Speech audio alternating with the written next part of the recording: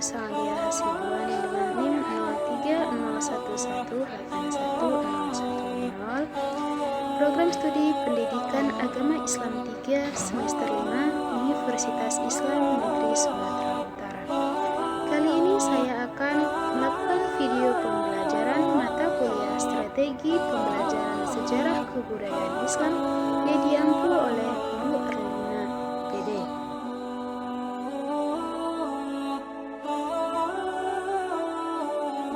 Baiklah, saya akan menjelaskan mengenai pola dakwah Nabi Muhammad SAW di Mekah. Dan perlu diketahui, pembelajaran ini saya ambil dari buku MTS kelas 7 bab 3.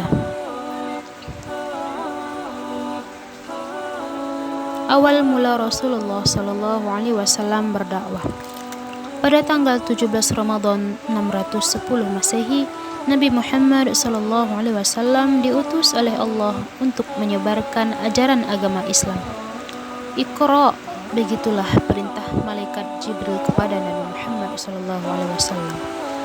Nabi Muhammad memutuskan untuk menyebarkan ajaran agama Islam kepada orang-orang terdekatnya terlebih dahulu dengan cara sembunyi-sembunyi untuk menghindari pertikaian dan ancaman kaum Quraisy. Sebenarnya Nabi Muhammad SAW setelah mendapat wahyu pertama, ia langsung menceritakan kepada kaum Quraisy tentang ajaran tauhid dan memerintahkan agar tidak berlaku kasar terhadap sesamanya.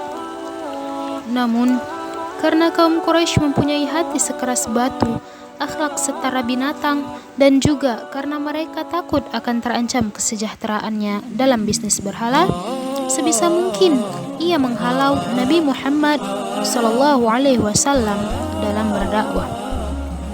Untuk itu, Nabi lebih memilih mengalah dengan cara berdakwah secara sembunyi-sembunyi.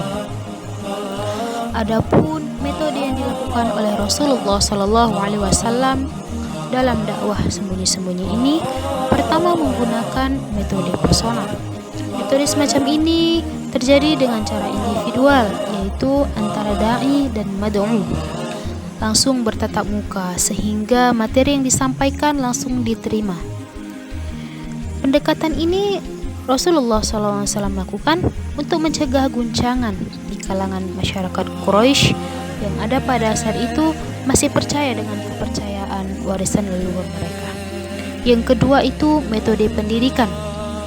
Pada zaman Rasulullah SAW, pendidikan ini dicontohkan dengan mendatangkan rumah ke rumah atau menjadikan salah satu rumah sahabat untuk dijadikan tempat pemberian materi-materi Islam, seperti rumah Al-Arqam bin Abi Arqam yang dijadikan tempat pertama menyampaikan materi-materi pendidikan Islam.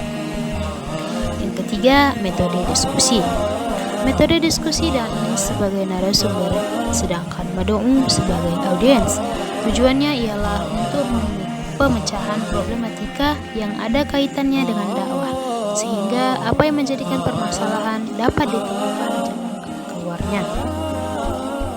Yang keempat yaitu metode bilhal. Dakwah metode ini dilakukan dengan upaya ajakan melalui upaya penyatuan antara pemahaman dengan keyakinan. Dengan demikian, dakwah dengan metode ini dapat dilakukan dengan mau'izatul hasanah atau memberi contoh teladan. Yang terakhir, metode bil hikmah.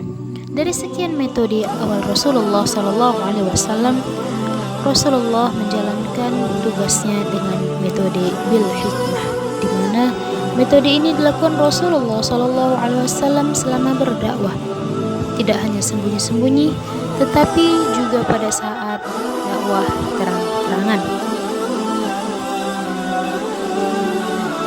Dakwah secara sembunyi-sembunyi ini dilakukan oleh Rasulullah SAW selama 3 tahun dan menghasilkan beberapa nama yang berhasil masuk Islam, yang disebut dengan as-sabiqun al-awwalun, yaitu Khadijah binti Khuwailid radhiyallahu anha, Ali bin Abi Thalib, Zaid bin Harithah, Abu Bakar bin Abi Quhafah, Utsman bin Affan, Zubair bin Awam, Abdurrahman bin Auf, Sa'ad bin Abi Waqqas, Thalhah bin Abi Ubaidillah.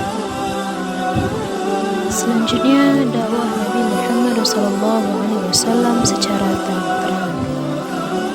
Setelah Rasulullah SAW merasa sudah mendapat banyak dukungan dari sanak keluarga, sahabat dan juga tetangganya, Rasulullah memberanikan diri berdakwah secara terang-terangan di permukaan kaum Quraisy. Tentunya alasan dakwah secara terang-terangan ini juga berlandaskan atas perintah Allah Subhanahu wa Ta'ala. Dalam Al-Quran, surah Al-Hijr ayat 94 yang berbunyi, A'udzu billahi minasyaitonir rajim. Bismillahirrahmanirrahim. Fasda' bima tu'mar wa a'rid 'anil musyrikin. Yang artinya, maka sampaikanlah olehmu secara terang-terangan segala apa yang diperintahkan kepadamu dan berpalinglah dari orang-orang yang musyrik.